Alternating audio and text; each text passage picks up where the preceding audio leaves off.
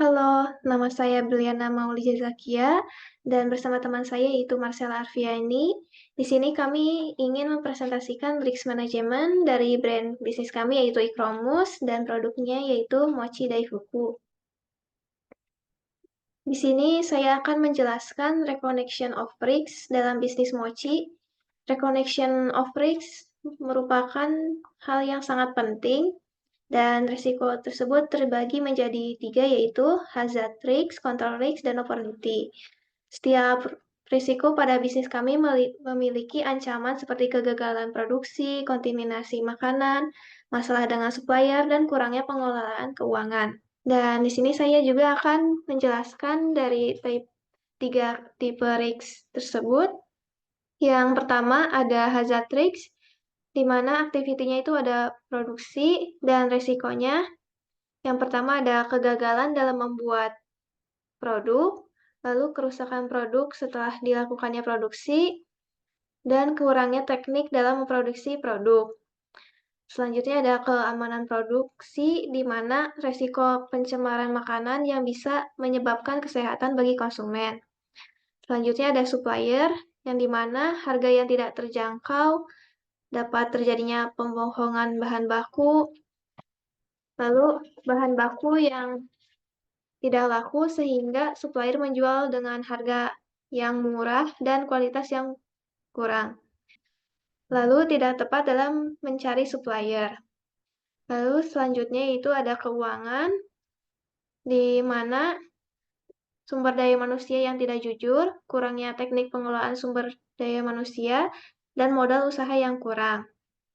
Selanjutnya yaitu ada control risks, di mana produksi dan resikonya adanya resiko cedera fisik seperti luka bakar atau luka potong. Terlalu fokus pada proses produksi dapat menyebabkan peningkatan biaya dan waktu. Dan selanjutnya ada keamanan produksi, di mana kelalaian sumber daya manusia, adanya pencemaran makanan yang tak terduga. Dan selanjutnya supplier, di mana penjualan harga dan kualitas produk lalu memiliki supplier alternatif mungkin tidak dapat memenuhi standar kualitas yang diharapkan. Yang terakhir ada keuangan, yang dimana ketidaktelitian, lalu terlalu fokus terhadap pengendalian biaya dapat mengakibatkan penurunan kualitas produk atau layanan.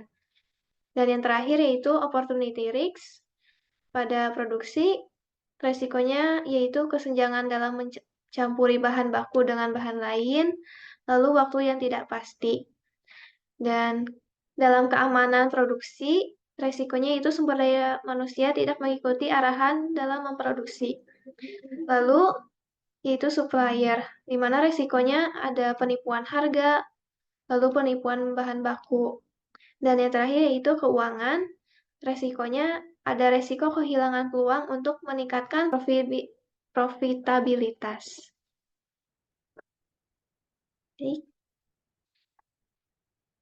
Lalu selanjutnya, saya akan menjelaskan rating of risks, di mana terdapat 10 resiko. Yang pertama yaitu kesehatan, keamanan, produk, dan perizinan bahan baku. Lalu dalam risk kedua yaitu keselamatan kerja. Selanjutnya, resiko yang ketiga yaitu permintaan pasar yang berubah. Lalu dalam resiko yang keempat yaitu manajemen keuangan, kekurangan modal sehingga kualitas bahan baku menurun. Lalu yang selanjutnya itu resiko yang kelima, bahan baku yang tidak berkualitas. Selanjutnya itu resiko yang keenam, kompetitor, persaingan antar sesama bisnis mochi. Dan selanjutnya itu resiko yang ketujuh, yaitu reputasi menurun jika bisnis mengalami masalah atau gagal. Lalu yang selanjutnya ada resiko yang kedelapan, yaitu mendapatkan feedback yang buruk dari konsumen. Lalu yang selanjutnya resiko yang kesembilan, yaitu karyawan yang bekerja tidak mengikuti SOP. Lalu yang terakhir yaitu resiko yang ke-10, yaitu harga yang berubah-ubah karena tidak sesuai dengan pasar. Saya akan menjelaskan ranking against risks, di mana menganalisa resiko bisnis dengan metode peringkat terhadap resiko merupakan hal yang penting untuk menghadapi kerumitan atau ketidakpastian dalam lingkungan bisnis. Metode peringkat risiko membantu dalam memprioritaskan risiko yang ada di bisnis mochi. Kami akan menjelajahi peringkat risiko yang relevan dan berikut peringkat risiko yang ada dalam bisnis e-commerce. Berikut alasan-alasan terkait penempatan risiko yang terdapat pada risk matrix. Pada risk 1, kami menempatkan di sana karena alasannya itu kesehatan, keamanan produk, dan perizinan bahan baku mochi sangat penting bagi e-commerce dalam memastikan bahwa makanan tersebut aman untuk dikonsumsi. Jika keamanan produk gagal, maka e-commerce akan rugi dan butuh untuk bisa mengembalikan modal yang jauh lebih besar lagi. Lalu pada risk kedua, mengapa kami menempatkannya di sana? Karena keselamatan kerja dalam pembuatan mochi merupakan hal yang penting meskipun memang kecelakaan kerja jarang terjadi, namun e-commerce juga selalu memberikan pengawasan yang baik untuk memastikan setiap langkah produksi dilakukan dengan aman. Lalu selanjutnya risk 3, mengapa kami menempatkannya di sana? Karena permintaan pasar yang berubah dalam bisnis mochi dapat disebabkan oleh perubahan selera konsumen, tren makanan yang bisa saja memberikan dampak yang besar bagi e-commerce. Lalu untuk risk yang keempat, mengapa kami menempatkannya di sana? Karena kekurangannya modal dapat mengakibatkan penurunan kualitas bahan baku. Hal ini dapat mempengaruhi daya saing dan keberlanjutan bisnis bagi e-commerce. Selanjutnya yaitu risk 5, mengapa kami menempatkannya di sana? Karena bahan baku yang tidak berkualitas seperti tepung, ketan yang kurang segar, air yang tidak bersih, atau bahan tambahan yang tidak memenuhi standar kebersihan juga jarang terjadi karena e-commerce selalu menjaga kualitas produknya dengan baik.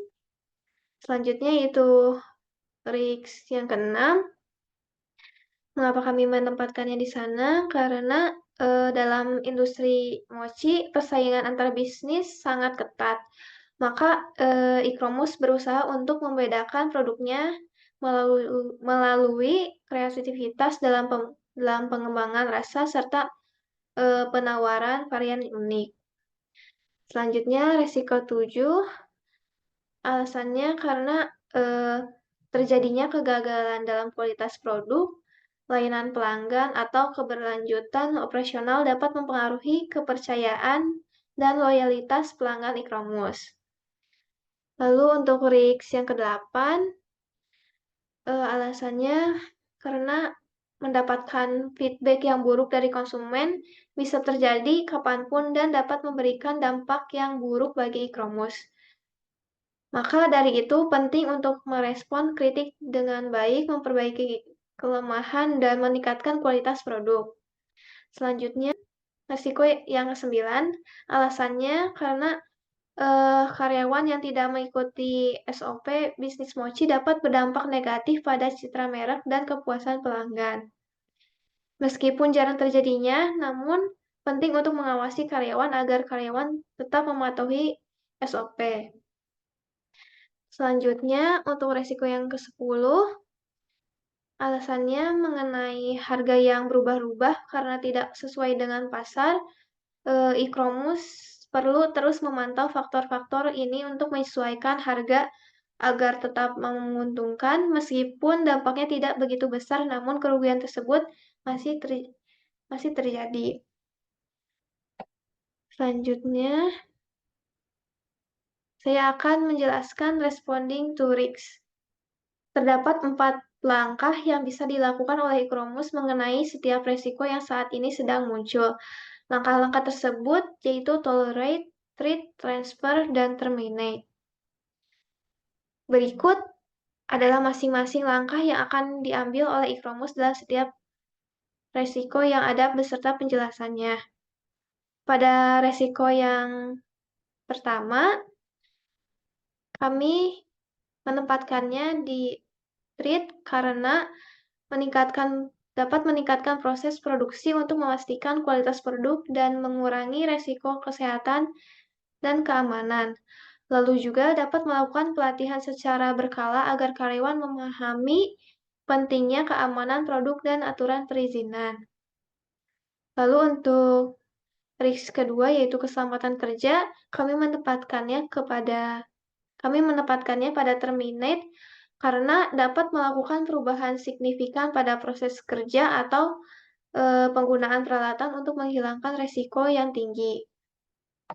Lalu selanjutnya resiko yang ketiga yaitu permintaan pasar yang berubah.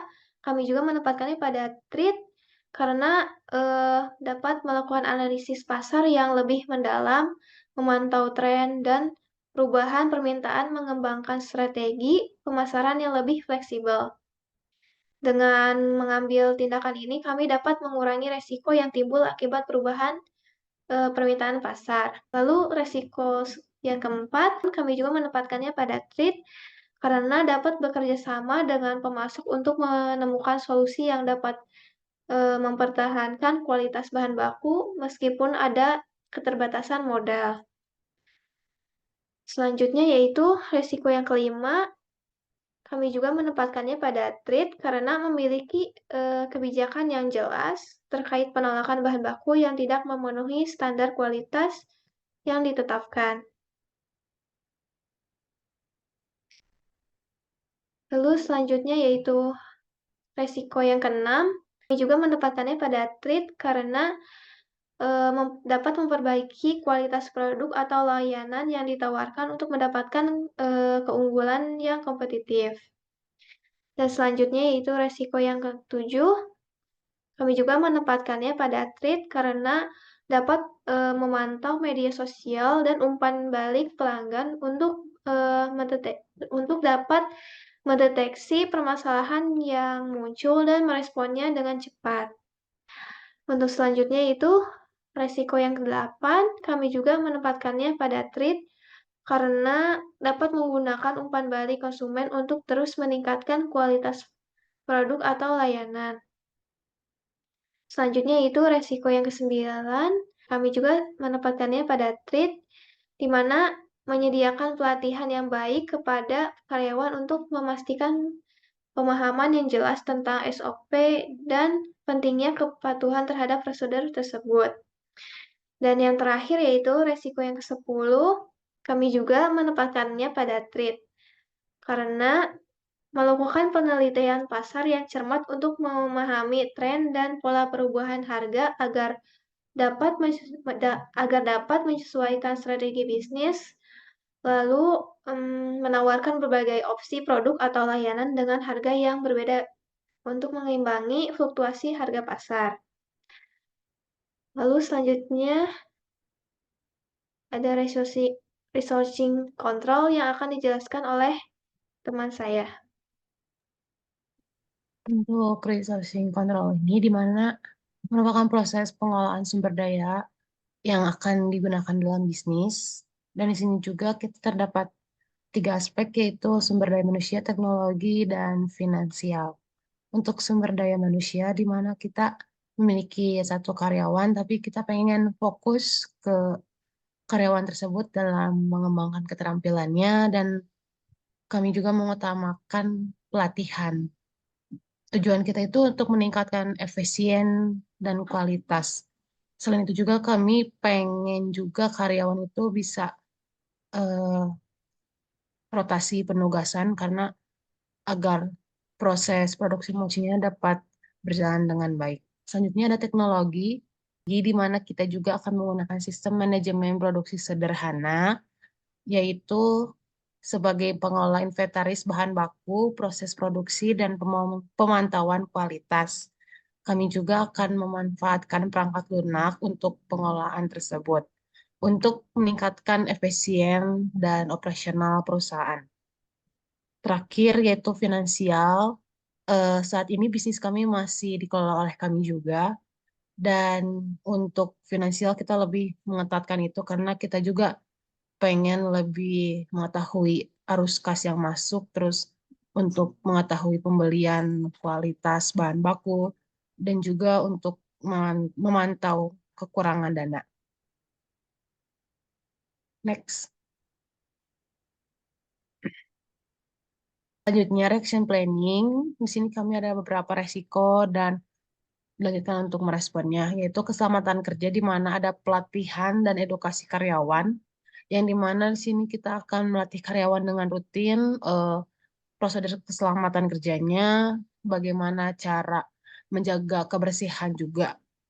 Lalu selanjutnya untuk sistem pengawasan di sini kami ingin memastikan karyawan agar mematuhi prosedur keselamatan. Yang kedua ada perubahan permintaan pasar. Yang pertama riset pasar yang insentif, di mana kita akan melakukan survei dan analisis pasar dan memahami juga tren konsumen yang dibutuhin sama pasar juga. Inovasi produk di sini kita akan terus menyesuaikan rasa dan varian produk dan mengetahui tren yang terbaru dan permintaan yang terbaru. Untuk resiko yang ketiga yaitu manajemen keuangan dan kualitas bahan baku, di mana pengelolaan keuangan yang efisien. Di sini kita pengen tahu arus kas yang mengetahui anggaran dan memastikan juga ketersediaan bahan baku agar lebih berkualitas. Dan pemantauan kualitas bahan baku di sini juga untuk memperkuat hubungan brand kami dengan pemasok bahan baku. Yang keempat di sini ada persaingan dan kompetitor. Pertama, strategi pemasaran yang inovatif, yang dimana kita pengen ngembangin strategi pemasaran lebih kreatif agar kita juga lebih unik dari pesaing yang lain. Kedua, pemantauan kompetitor, di mana kita juga akan menganalisis dan membuat strategi yang lebih baik dari kompetitor lain dan untuk meningkatkan daya saing yang sehat. Yang kelima, reputasi bisnis yang rentan. Pertama, pengolahan krisis, yang dimana kita juga memiliki tanggap darurat untuk mengatasi masalah yang timbul, sehingga meminimalkan dampak negatif dari citra bisnis kami. Yang kedua, peningkatan kualitas produk dan layanan, di mana kami juga fokus pada kualitasnya produk, layanan, agar konsumen dapat terus percaya terhadap produk kami. Yang keenam, yaitu karyawan tidak mengikuti SOP. Yang pertama, peningkatan pendidikan karyawan. Di sini juga kita akan melatih karyawan secara berkala dan penting untuk mengetahui SOP yang akan dilakukan oleh karyawan dalam memproduksi mochi. Yang kedua, pengawasan yang ketat, di mana kita juga perlu meningkatkan pengawasan dan memastikan kepatuhan terhadap SOP terhadap karyawan. Yang terakhir yaitu mentoring dan evaluasi, di mana ada pemantauan rutin. Kita akan melakukan evaluasi secara bertahap atau secara periodik, memastikan langkah-langkah respon yang diambil oleh kita juga benar, sehingga kita juga perlu melakukan penyesuaian atau perbaikan di step selanjutnya. Yang terakhir, analisis kerja, yaitu kita akan menganalisis kerja untuk memastikan bahwa respon itu yang kita ambil sudah mengurangi resiko. Oke, next. Selanjutnya ini ada reporting on risks, yang dimana kita juga harus melaporkan ringkasan hasil akhir dan proses manajemen risikonya. Di sini terbagi menjadi produksi, pasar operasional, dan keuangan. Untuk risiko produksi di sini ada kualitas bahan baku, yang dimana ketersediaan dan kualitas bahan-bahan juga akan mempengaruhi kualitas produk mochi, dan kita juga harus menghasilkan produk yang konsisten. Lalu kontaminasi atau kehilangan stok, yang dimana kita harus mengecek setiap kegiatan karena akan adanya kehilangan bahan baku, sehingga itu juga akan mengganggu produksi dan mengurangi ketersediaan stok dan akan menyebabkan kerugian juga. Untuk kesalahan produksi, di mana mochi ini memerlukan keahlian khusus peningkatan resiko kesalahan produksi karena nantinya akan mempengaruhi kualitas produk. Yang kedua, risiko pasar, yaitu perubahan selera konsumen, yang dimana fluktuasi tren pasar dan perubahan selera konsumen juga akan mempengaruhi permintaan mochi. Yang kedua, persaingan yang memungkinkan dari produsen atau makanan lainnya yang serupa dengan produk kami akan mempengaruhi pangsa pasar dan keuntungan kami. Terakhir, ketergantungan pada musiman atau tren yang dimana permintaan dari produk itu akan sangat mempengaruhi permintaan produk sehingga akan menjadi risiko menjaga penjualan yang dilakukan setiap bulannya atau di tahun yang akan datang. Risiko yang ketiga yaitu operasional. Juga di sini ada kapasitas produksi di mana kalau kapasitas produksi akan menghambat sih akan mempengaruhi pemproduksian. Terus infrastruktur dan teknologi yang dimana akan mengalami kerusakan mesin produksi dan menghentikan operasi sehingga kita akan meningkatkan biaya pengeluaran lagi. Regulasi dan kepatuhan yaitu kita akan mempengaruhi kesehatan juga, keamanan dan kenyamanan saat proses produksi. Yang keempat di sini ada keuangan yaitu biaya produksi. Untuk biaya produksi di mana kita juga perlu biaya dan jika berlebih maka akan membuat kerugiannya kita dan sulit untuk menstabilkan keuangan. Lalu utang dan likuiditas itu bagaimana sih pinjaman kita dan akan mempengaruhi operasional bisnis kita. Fluktuasi mata uang bagaimana bisnis kita beroperasi di pangsa pasar internasional yang akan berdampak kepada biaya produksi dan harga jual pada bisnis kita. Next. Baik di reviewing and monitoring, di mana kita juga akan melakukan pemantauan yang terus dan strategi kita akan terus meningkat.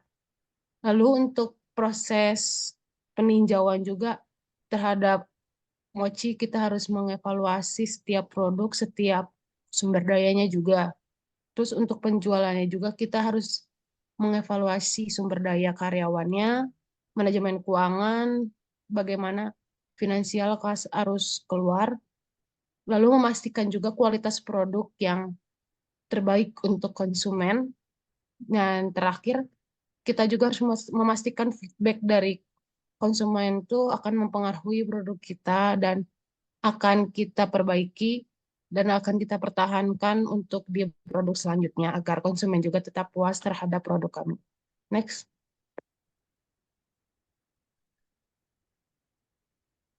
Baik, untuk kesimpulannya, jadi untuk bisnis kami itu yang bernama Brand Incromus ada di bisnis F&B dan Daifuku kami itu akan menekankan ke manajemen resikonya pada aktivitas operasional, finansial, sumber daya manusia, dan faktor industri dari luar, sehingga kita juga perlu cermat dan lebih merespon setiap masalah atau resiko yang terjadi dalam di bisnis kami, karena yang nantinya akan menjadi kunci kesuksesan untuk bisnis kami.